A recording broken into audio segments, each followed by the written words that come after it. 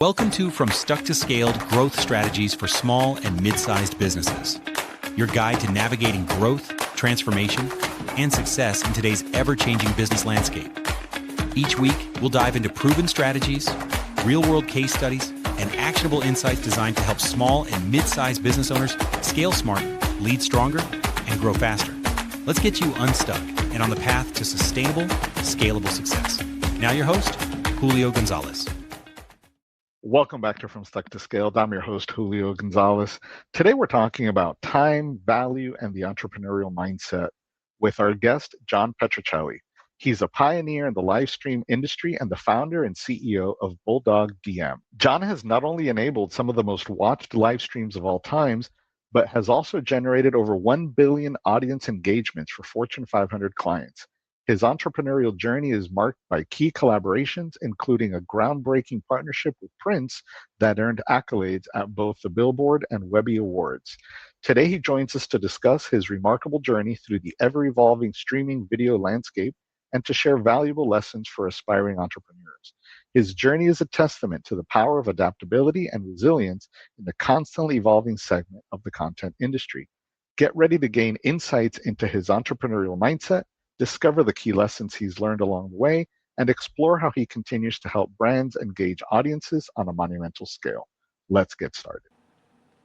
So, John, welcome to the show. Tell us a little bit about yourself and your business. Thanks, Julio. Great to be here. I'm John Petrocelli. I'm the founder of Bulldog DM, which is the world's most experienced live stream studio, which translates to we provide all of the services and related strategies that a client would need to navigate the complex and real-time world of live video. And a client for us could be a major brand like an AT&T, it could be an advertising agency, a content creator, and even a platform like a YouTube or a TikTok, et cetera. And sometimes it's a subset of those entities all functioning in harmony together. And we are about to celebrate our 14th year as a provider in the space, which is, I've been in it for 20, which is almost as long as it's been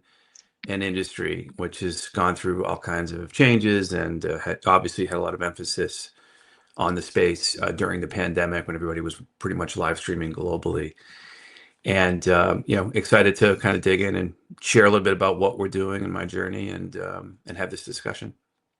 So it sounds like you've lived through a lot, and just I want to touch on this one highlight that stuck out for me: this partnership with Prince. Sure. Tell us a little bit about that, and how did that come about? Yeah, that was probably the most impactful and transformative experience of my career. And people might know, years ago, kind of the earlier days of video on the internet, there was this thing called the format wars, where you had Microsoft Windows Media competing against Apple's QuickTime format and also Reel's Real Player. And these entities were kind of battling for preferences and establish real estate on people's devices. And at the time, I was working as a content delivery network provider, as well as an anti-piracy content protection provider, which really means operating as Switzerland. So servicing all those formats and also engaging with the content community, be that movie studios or record labels or broadcasters, et cetera. And I was approached by Apple, who said, "Hey, you're doing a terrific job with the QuickTime format. We have been approached by an artist who wants to do this themselves, meaning go direct from their website." So great, happy to talk to them. Who is it? And they told me it was Prince, and big lifetime fan of his. And what I found was it was hard to do it then, and I think it still is today, to kind of convey what content protection, or what back then is digital rights management, what it is. And so I took a file of Purple Rain off of, back then, file sharing networks were very predominant, and I had it encrypted and I sent it back to his team. So when you went to play the file, it said you need to be authorized or you need to be a member. You just do something. You just can't, play the file. And it made, I think there was you have to pay 99 cents. And I got this email back in the middle of the night that said, which I found that's when Prince, doesn't really have a clock. And it said, Prince, in quote, says, Prince says, this is exactly what I want to do. And I was spelled EYE, and it was the numeral 2, which he communicated in that way as well. And we struck a partnership, and I built him really the first major music artist direct-to-consumer music store. It's called the Musicology Download Store. Back then, downloading was the kind of the methodology Right. of the day, kind of pre-streaming. And he filled that with all kinds of content, unreleased music, records, videos, full-length records, short-form video, clips of him performing live, and just a prolific artist who was reported to, authored 2 songs a day, and he had this legendary vault. Literally, it was a vault with, he had the sole key to it, and that's been, filled with all kinds of content. And then he came back and said, I'm also going to go on tour, and I want to. It was a pretty significant tour. I think people regard it as his major comeback, and he played big arenas all over the country, and said, I want to take say the 5,000 seats closest to the stage at the Staples Center or Madison Square Garden, and those seats will only be available to my fan club. So in parallel, we had to spin up a ticketing system as well. And I would say fans all over the world signed up to the fan club so they could get access both to the content as well as to the tickets. And it was a fascinating ride, and I got to see him perform live over, I think probably over 40 times in big arenas and little after parties, etc. And he was, I would say, fearless in his interest to use technology, try things, find ways. His real mission was, I want to connect directly with my fans everywhere. And it also taught me that my reaction as a technologist can't be, hey, you can't do that. So I tried to figure out, let's figure out how do we get him to a place where he can do what he wants to do, but it's also a user-friendly experience in the back end, and it takes into account things like bandwidth, et cetera. And he went on to win multiple awards, like a Webby Lifetime Achievement Award, Best Use of Technology by a Music Artist from Billboard, and other things. And it really kind of set him apart from everybody, almost, as not only an incredible artist, but someone who embraced and used technology very early on. And certainly, and today, I work with all kinds of music artists, and we get right to a discussion. It's not like, hey, can you do this? It's they know that I have a background working with him, and he's highly regarded by every music artist in all these different genres. But it definitely changed my career and made a massive impact on me. That's fascinating. A lot of business owners, not a lot, every business owner evolves, their business, and they have to evolve with their business. And you've evolved your business with the technology, that's been, growing. How has that evolution been for you as a business owner? I got into this market because I had seen what Mark Cuban had done, and his story fascinated me. Where he started, he went to college in Indiana and relocated to Dallas, and he wanted to listen to the radio feeds of Indiana basketball, and he couldn't do it. And he would call his friends in Indiana, and they'd be on speakerphone and playing the radio broadcast. And over time, he's a very curious person who absorbs information. He figured out he could take those radio feeds and broadcast them across the internet, and then successful in doing that, and then began to aggregate all kinds of similar formats and universities, which eventually led to a legendary purchase by Amazon by Yahoo for $5.7 billion, and that led him to own the Mavericks. And I said, there's got to be a business here. And that's how I got into streaming. And I started to follow a lot of what he would write about and talk about and say. And certainly that's proven across things he's done on Shark Tank. But for me, it was always first and foremost and he says it emphatically, sales cures every ill of the startup company. And he further says, no sales, no, no company.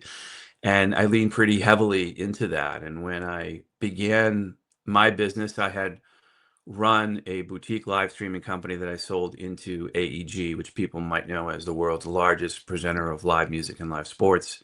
They're number two as a promoter behind Live Nation. So I was operating inside of a company that had live DNA throughout it. And prior to that acquisition, I had gone to YouTube and said, this is a market you should explore. One as a means to bring a highly engaged audience to the platform for the experience.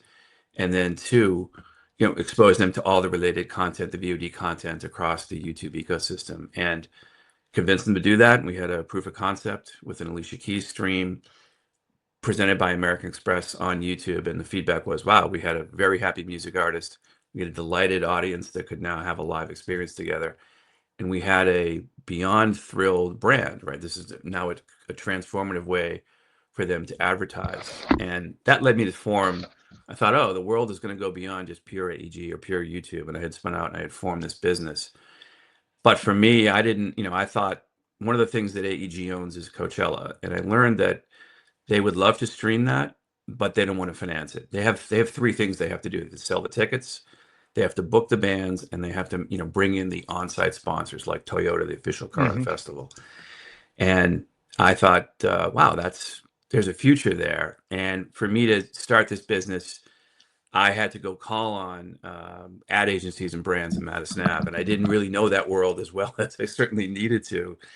But it afforded me, because I was probably early in this market, it allowed me to just listen to them and find out what their challenges were. And that really, again, knowing what Mark Cuban had gone through and some of his, foundations, it allowed me to sit with them and say, what are your problems and what are your challenges? And I started to hear this recurring theme of cord cutting, ad blocking, and brand safety, like three big, massive problems we all have together, combined with how do we get our heads around this younger generation who's driving the experience economy. They'd rather be at a shared experience with their friends than maybe make a big time purchase.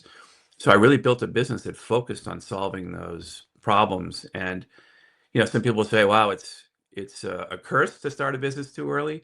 But I tried to find what's the opportunity afforded me, and it was really just listening and getting feedback from them. And then I went and started to build a strategy that would support unlocking and solving some of those challenges, and that led to us getting kind of an early win with Coca-Cola, which we grew over time, and then brought us into a deeper conversation with AT&T and how do we help them tell their 5G story to to an evolving audience. And but that was something I hadn't anticipated, and luckily it worked for me. I was able to leverage my sales ability, which I think really was a listening opportunity to unlock and solve some problems. But that was certainly eye-opening experience early on in the beginning of the company.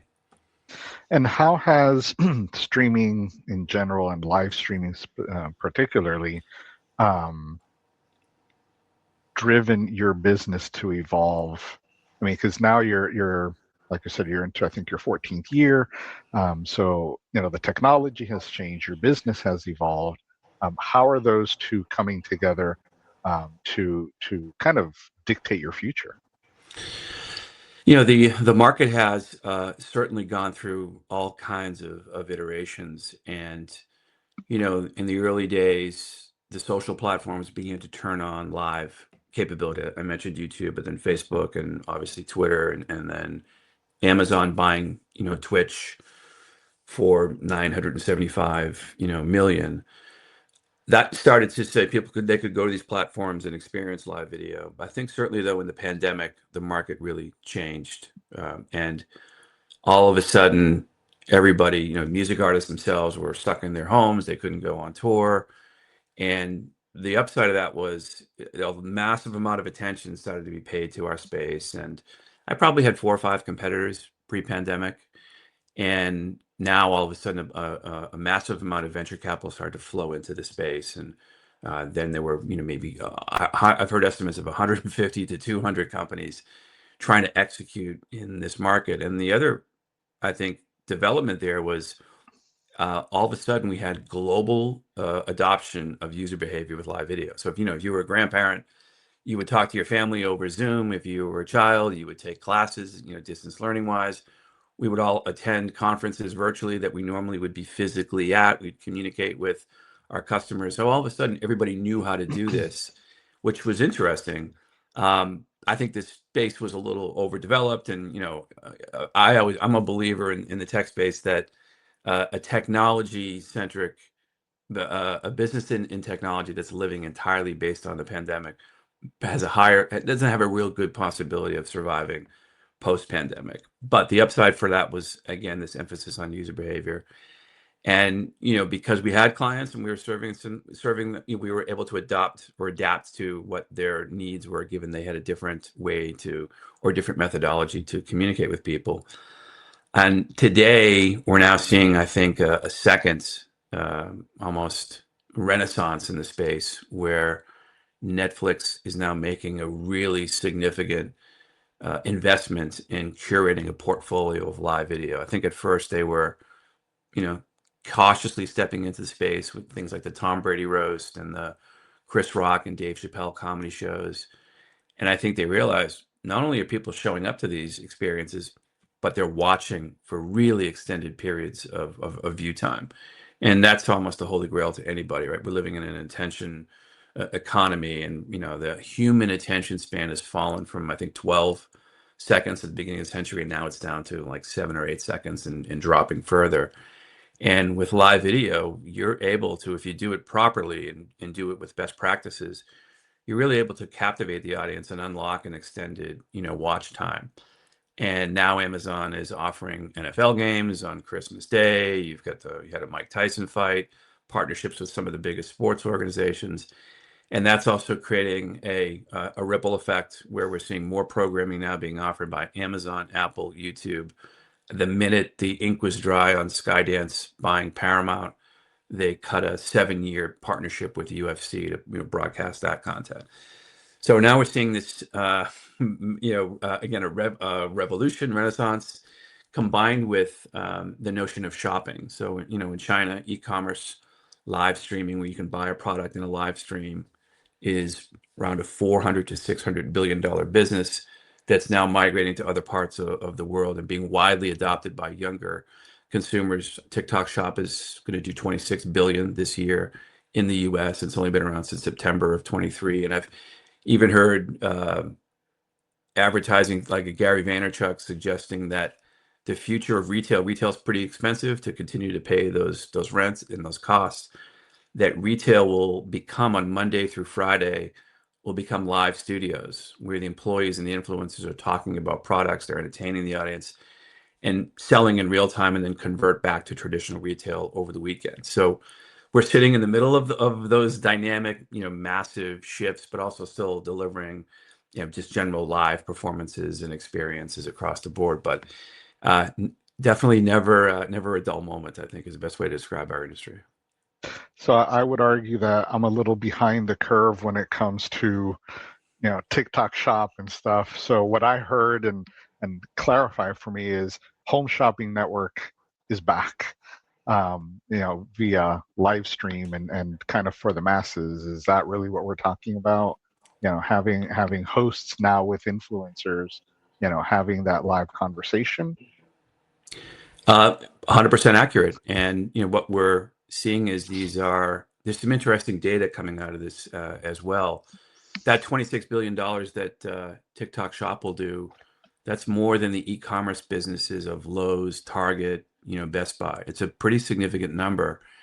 And 58% of millennials have adopted this behavior, and close to 70 or 80% of Gen Z. So they're very comfortable with being, and it's not to hate buy this product. It's ideally you're told some sort of story and there's some sort of a narrative behind it. And one of the other interesting aspects is it's about a 40% reduction in returns, because you were able to ask, I could say, if you're the host, Julio, hey, does that come in blue? Is there an elastic waistband? Can you turn and show me it that way? Maybe there's a secondary camera that gives you a different, and it's also an opportunity to offer a pretty significant discount, right? So you're watching this live broadcast. I think Crocs has done a massive amount of this type of programming. if you buy now, it's 22% off or it's free shipping. So it's, like you said, it's home shopping network now on, and this is not just on TikTok. I think you're going to see this on Right. Meta, Yeah. Amazon, YouTube. Even now, there's an eBay Live. There's a platform called Whatnot that they're selling collectibles. This is a highly exploding market space. And me as an entrepreneur, I have to be thinking about the world really moving to a performance-based. It's true for everybody. You can't just stream, or if you're anybody, you want some sort of a call to action or an opportunity to convert. And that's the world that we try to operate in is, hey, we need to amplify what someone's doing as a marketer at an event. Maybe it's a festival or a product launch, but also is there a way to help them drive to a call to action? And, real-time video is probably the most impactful and effective way to do that. And I always kind of go back to watch time, and we can really unlock a powerful watch time, especially if we're adding things like a curated chat where the conversation's related to the video. Maybe there's polling, trivia, graphics, other calls to action.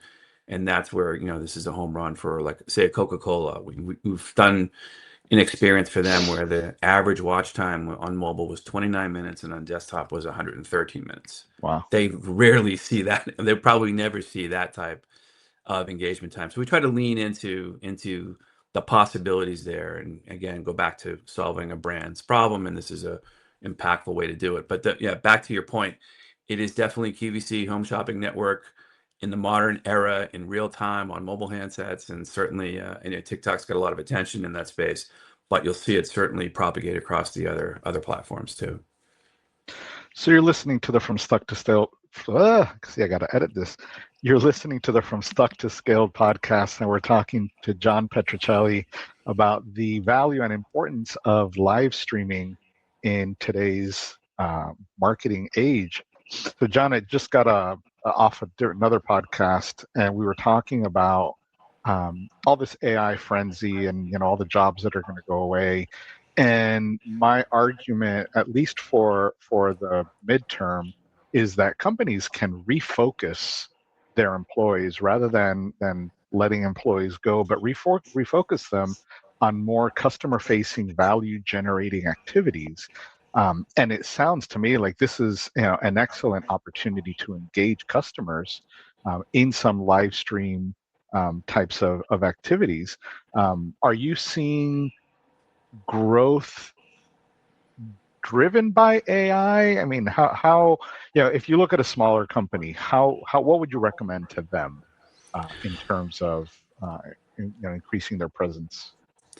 I think as a business operator and an entrepreneur, the AI empowers me to do things a lot more efficiently, effectively, and a lot more timely. Especially, I have larger clients. I have Amazon, Netflix, as I mentioned, AT&T, Coca-Cola, and I'm finding that these companies are smaller today than they were previously. Their workers are tasked with doing a lot more. It's hard for them to react and respond. And when you live in the live world, it's super timely. Like, there's no, like, we're not going to go shoot this and cut it in post-production, et cetera, et cetera. Right. It's happening in the moment. So for me, it's allowed me to keep up with the challenges that they're facing, given that it's more responsibility, less boots on the ground. But also, it's allowed me to be more efficient in terms of using these tools to either create, to conduct research, to generate proposals, to create a deck that may help me explain a complex technology or a complex problem. So that's been terrific. In our actual workflow, we can certainly use AI for, we have, the beauty of streaming is it's universal. So we may work with, I'll give you an example, Hyundai, and they're doing an automotive reveal of the new Elantra, and the live stream helps explain all the incredible new features that the car offers. Maybe we did one where you could share a digital key in your home. You pass that key to your spouse or to your child, and they could turn it back. And we had the engineer, walk through the car and point out all that strategy. And but that's a global broadcast. So rather than having manual captions provided, we could use AI to do that in real time. So if you were watching from Korea, you get the Korean subtitles, or Latin American, Spanish, etc. And that saved us a lot of, it's expensive to do that. And that helped, I think, allow us to, allow our customer to put more investment into their actual production and their content versus, paying for a captioning service. So that's, I think, one of the upsides of it. The true irony, though, is a lot of content today, people are looking for authenticity, and the live world is truly authentic. You can't change it. There may be a mistake or a challenge, and we're finding that the audience really, really gravitates to that. I remember a couple of years ago, people might have watched the Grammys, and Adele did this big performance out in the secondary stage with a piano, and she started maybe 10, 15, 20 seconds into the performance. The piano there's something wrong with it. I think something had fallen into it or something. So she said, "Hey, I want to stop and I want to restart this song." And people gasped. And it turned out it was a very authentic moment, and she delivered in just an incredible performance that got a lot of media attention the next day. And I think people realized, that's okay to do that. And here's one of the biggest superstars in the world restarting her song on a major telecast at their number one award show in the music space. And I think that translates into, the live world as well. People want that true moment. So for us, using innovation in AI to help us be more efficient as an enabler, and also enhance some of the tools around the broadcast, that helps. But at the end of the day, the audience wants that true authenticity in that broadcast, and they want also collaborative, participatory experiences, and that's gonna, I think, by definition, deliver authenticity itself. So, John, as a small business owner, or to our small business owners listening, how do I even get started in live streaming? How do I work that into my business? Cost. I got to start somewhere. Yeah. Well, even though this space has been around for a while, there's never been a better time to dive in. And I have to remind myself that as well. I've been doing it for forever, but 99% of the time, it's still new to almost anybody that we engage with. And in parallel, I think nearly all of the content platforms now have some form of live functionality. YouTube, Facebook, Twitch, Twitter, LinkedIn, Instagram, TikTok. There's the ability to go live on all of those platforms, whether you're an individual influencer or whether you're a business. So diving in and either participating and watching those experiences, or offering your own live broadcasts. You may have a super niche thing, like maybe you do a specialized construction in some capacity. There's an audience for that type of a conversation and experience. And to me, there's two types of content in the live world. One is wildly massive, appealing. Maybe it's a Coachella, multi-day broadcast, or it's a specified, when we worked with Caterpillar, the big construction company, who is kind of the anchor tenant at the largest construction expo in probably the world. And we were brought in to help them amplify some of their product launches, and this Global Operators Challenge, where people from all over the world have competed using Caterpillar equipment for accuracy and speed, almost like in an obstacle course. That's kind of fascinating content. It may not have global appeal like it would with, Jay-Z headlining a music festival, but there's two methodologies and two thoughts there. And also the cost barrier to do this has never been lower. When I first started doing this, general internet bandwidth was crazy expensive. Now it's Right. almost next to nothing.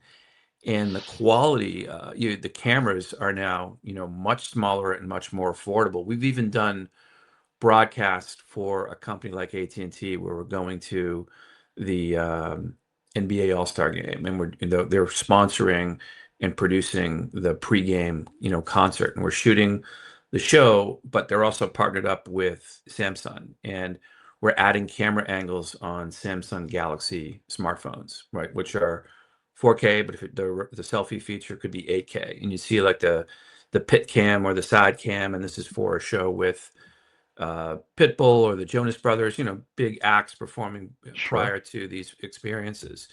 So there's never been, to me, a better opportunity and a time to explore this space. And again, because you've got the bleed into what Netflix and these other big platforms are doing, and also this exploding world of e-commerce live video, there's massive, massive opportunity. In fact, I would probably, I'm a believer that the supply of and the need for live video outstrips the demand for people that can provide it and service it.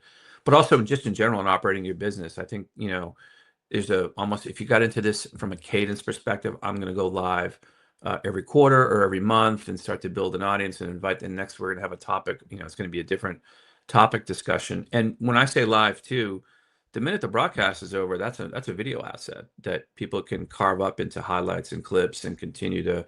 And that's why I bring up, a cadence. You have this month one, you did this show. Now you've got 4 clips that you can parse out until month 2 and kind of drive and take the audience along in that journey. And audiences want, again, collaborative, participatory experiences they can, provide feedback to. But never been a better time to explore this space. And certainly, it's still very, very early days, which again, I have to remind myself of that on a regular basis. But the opportunities are pretty substantial. And I think that, because of the upside being, watch time and conversion, there's you can service, companies of all sizes. It could be a little local auto dealership, and it could be an AT&T or a Coca-Cola along the way. And the value of, I'll call it static video, which is probably the wrong terminology, but I record a video, put it up on YouTube versus an actual live stream. And obviously the live stream, like you just mentioned, you can use it as a static video afterwards. But what are you seeing is the value in a record and post versus a live engagement? The value with live is that collaborative watch time, and which is why you see today, the most successful things on broadcast are live events, right? That's why you're seeing on Thursday night, Amazon has partnered up with the NFL, and that's the place where you go to watch NFL games, right? They realize that value. That's why Netflix is programming the WWE every Monday night, 2 massive NFL games for the next 3 years on the Netflix platform. It's the ability to drive. We live in a world where everyone's got multiple devices and you're overwhelmed with content. Ironically, in my opinion, the pendulum has swung back where people really want a collaborative, participatory experience where I can say, "Hey, Julio, I'm watching this really interesting broadcast about entrepreneurship. Come join with me, and we can post questions and interact together." And then we discover that content, and whoever that is offering that again in a month or so. And then we're going to invite our other colleagues in our space to have that moment. But that's true value. Not to say that on-demand content, is not valuable, but because we did that, because that live experience was executed, that can be posted and as well. And it's an interesting question. I do a lot of programming that has global appeal, and you may have missed it in a certain time zone around the world, but you've heard about the buzz of that experience. Then you want to go and find that clip and that replay and enjoy it as well. So there's a myriad of benefits, but that moment of attention, I think, unlocks a lot of incredible possibilities, both viewership and monetization wise. And in terms of being a provider, some of our listeners may be thinking, "I'm too small to do business with a Netflix or an AT&T," and there's always room for specific product offerings. But for those founders and business owners listening, what would you tell them about the mindset or the approach to dealing with some of these even Fortune 100 types of companies? It's a great question. And early in my career, I think my first job out of college was, I worked for NCR, big company. And while I worked there, it was bought by AT&T. So you had this telecommunications company buying a big computer company. So I had that benefit of understanding how they work. But I also took that learning into the entrepreneurial world. And in my business, it's all timely. It's timely. We can't change the date of the Oscars, or we're working with one of our clients is a startup sports league, beach football league. It's a former NFL two-time Super Bowl winner who's built a tackle football league on the beach. And the games happen, the kickoff is at X time. We can't change that. So what we've been able to do going forward is, in my mind, is these big companies, they react to immediate responses. So I years ago when I got into business with YouTube, who didn't, have a live offering, we cut a deal. We serviced everything on the YouTube platform: Coachella, Bonnaroo, Rock in Rio, Lollapalooza, product launches for brands, big movie premieres for the studios, and even tentpole events like Oracle Open World.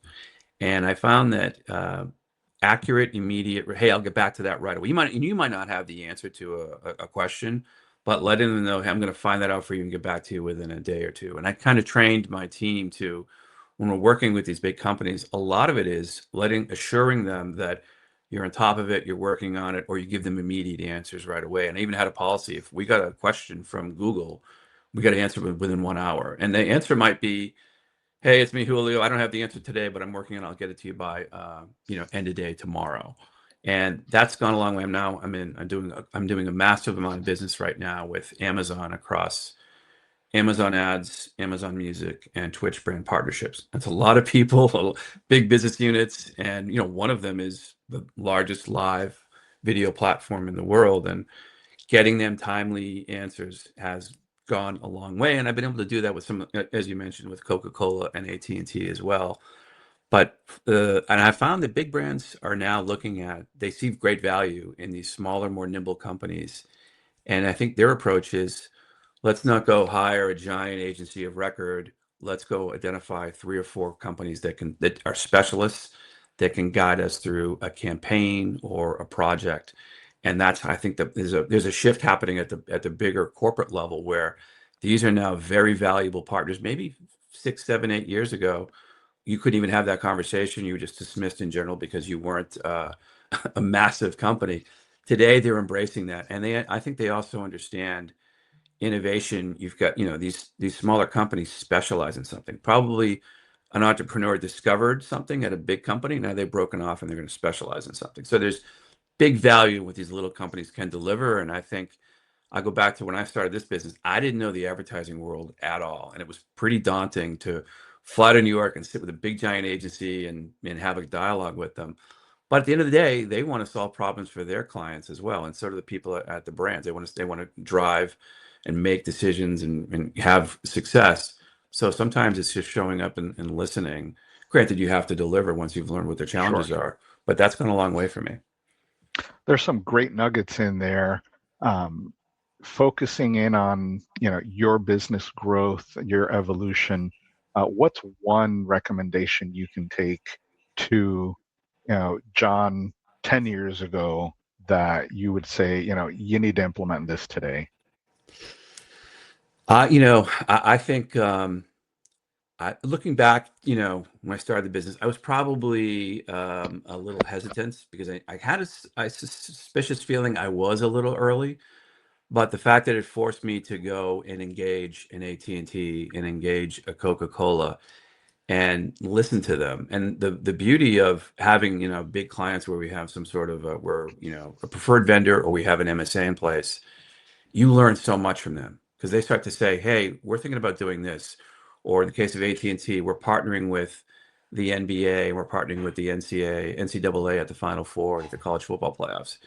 I started to understand that they want to market their most innovative capabilities around live, important tentpole experiences like the Final Four and the college football championship in the NBA.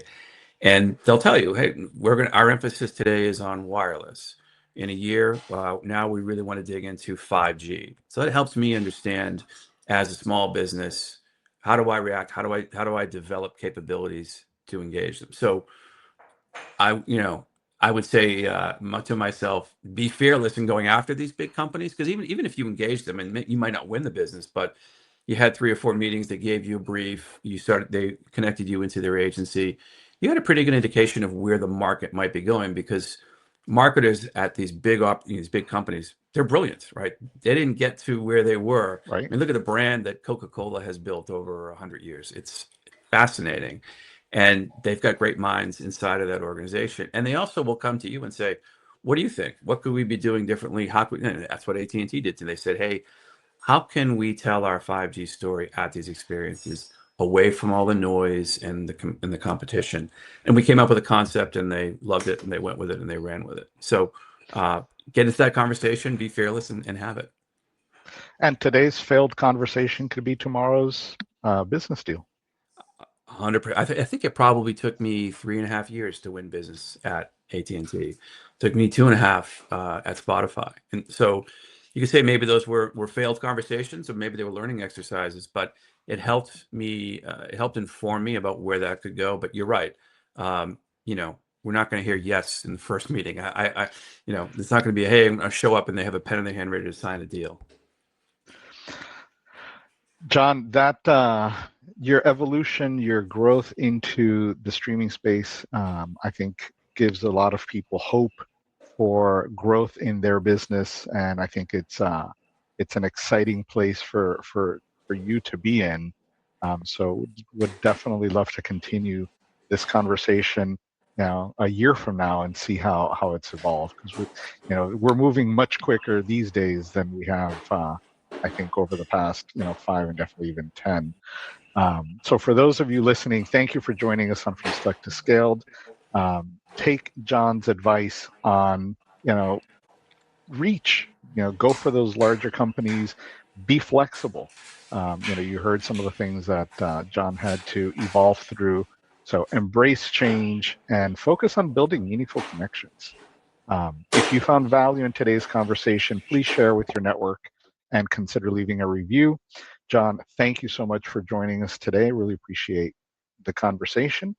And join us next time. We'll continue to explore small business growth and entrepreneurship. Thank you all.